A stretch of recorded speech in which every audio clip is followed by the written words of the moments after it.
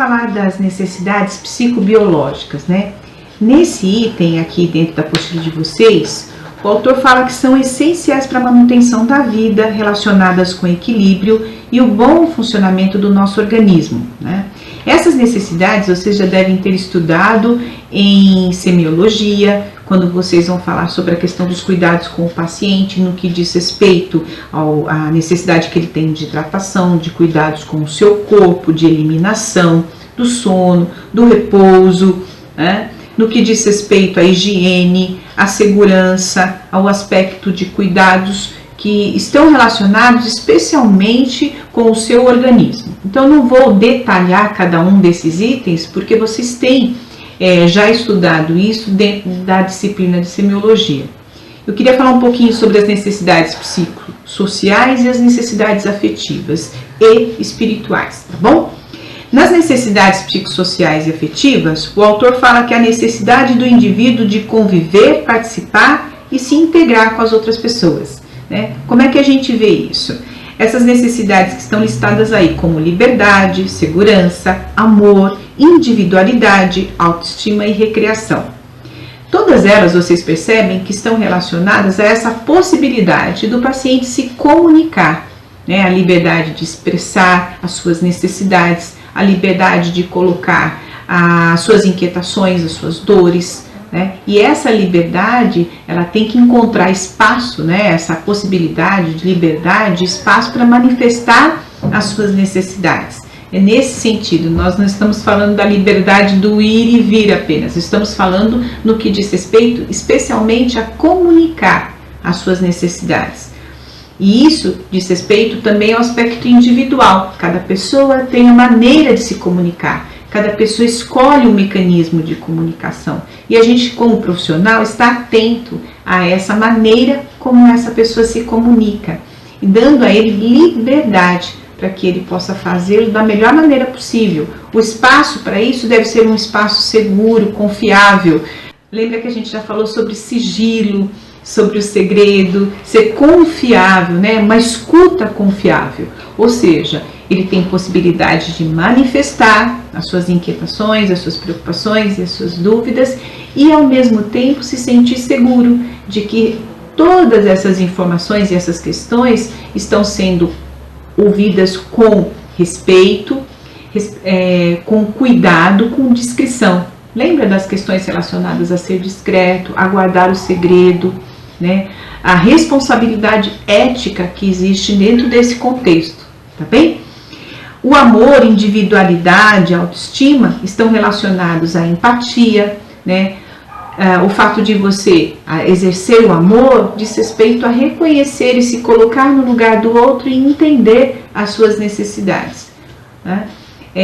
Essa necessidade de empatia que a gente percebe e fala muito sobre isso, falamos isso em RH e voltamos a falar isso sempre, diz respeito a entender a situação que aquele paciente ou aquele familiar está vivendo e poder tomar as ações e medidas necessárias na hora de se comunicar com essa pessoa, na hora de buscar a resolução dessa necessidade. No que diz respeito aqui, ele coloca sobre recreação. Mas como assim recreação, né? A gente fala do aspecto do lazer. Há uma necessidade básica, por exemplo, em relação à visitação, ao aspecto social de ter o contato com a família. A gente pensa no paciente criança, no paciente adolescente, adulto, jovem, idoso. Todos esses têm necessidade de momentos também que possam caracterizar um momento de relaxar, de diminuir o estresse.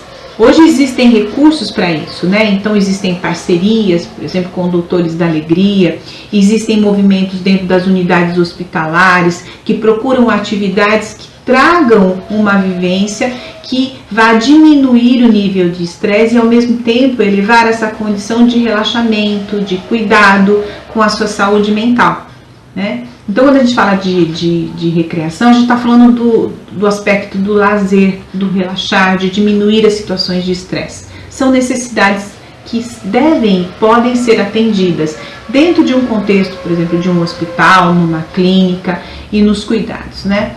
Você pode pensar muito mais do que eu falei aqui. Você poderia dar outros exemplos, né? A gente está tentando não tornar assim muito longa a nossa conversa, mas para que você comece a pensar, tá bom?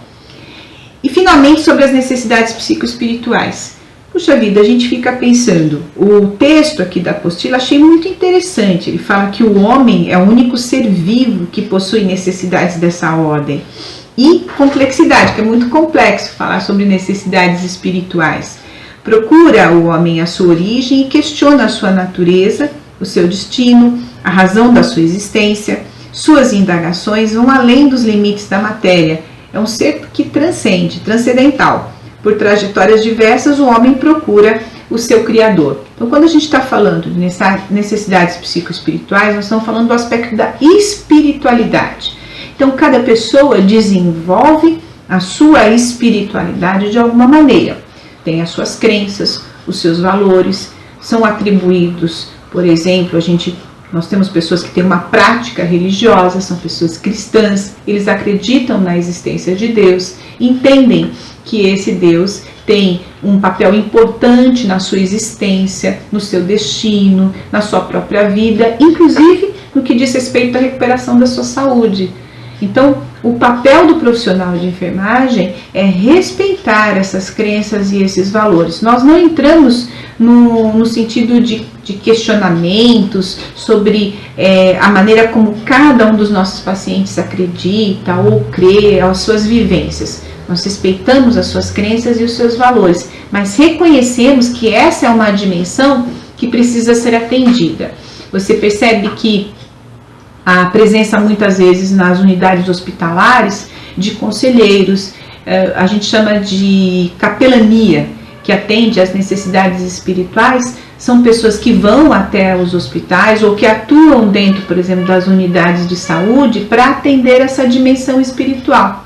Ou seja, são pastores, são padres, são mestres, mentores, pessoas que vão até esses pacientes para poder trazer alívio, para que possam ser uma escuta dentro de um ambiente diferenciado, mas que causa muitas vezes no paciente a inquietação, a ansiedade, a sensação de desamparo.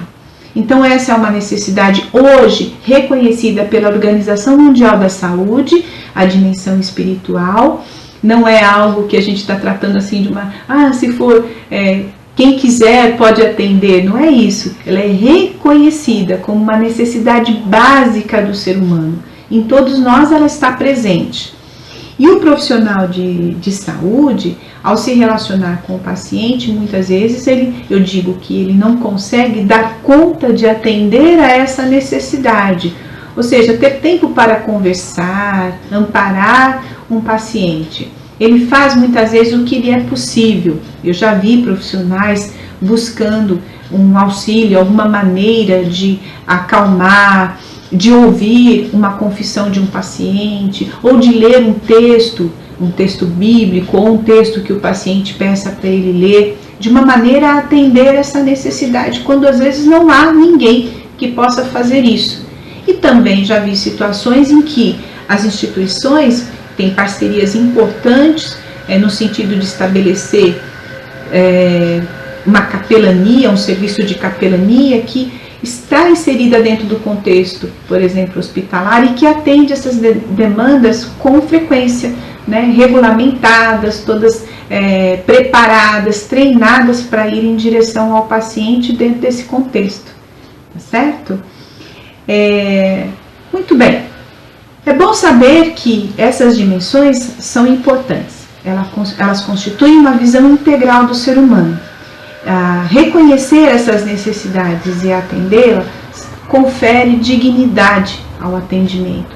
Confere dignidade, reconhecer que os pacientes devem ter as suas necessidades atendidas de maneira integral. Isso é um direito dos pacientes. Isso confere direito. E do ponto de vista ético, existe um compromisso do profissional de saúde, da enfermagem, nós estamos falando especialmente da enfermagem, em atender a essas necessidades. Só por curiosidade, né, gente, nesses tempos de pandemia, nós Nós temos visto às vezes as pessoas isoladas, muitas vezes elas não podem ter contato com ninguém. Essas necessidades, por exemplo, de sociais, afetivas, elas chegam através do trabalho da enfermagem, que é a comissão, eu falo que é a comissão de frente, que está ali dia após dia com o paciente. Médicos também, é claro. E muitas vezes aquele paciente que está em isolamento, o único contato que ele tem é com o profissional de enfermagem que vai até ele todos os dias, que segura muitas vezes nas suas mãos, que dá a ele o conforto, que dá a ele a sensação de que ele não está sozinho, de que ele está sendo amparado, e reconhecer, por exemplo, e respeitar as emoções desses pacientes. A angústia, o medo, a inquietação. Isso pode ser uma conversa que a gente vai ter um pouquinho mais adiante, tá bem? É isso por enquanto, tá bom? Eu espero que esse vídeo possa ajudá-lo na leitura desse texto que eu estou indicando para vocês, e vou enviar para vocês uma tarefa também, talvez não nesta aula ou na próxima, mas aguardem que vocês vão receber, ok? Eu desejo todo bem a vocês, saúde, paz, e fiquem em casa até que tudo isso passe, tá bem? Um abraço para todos.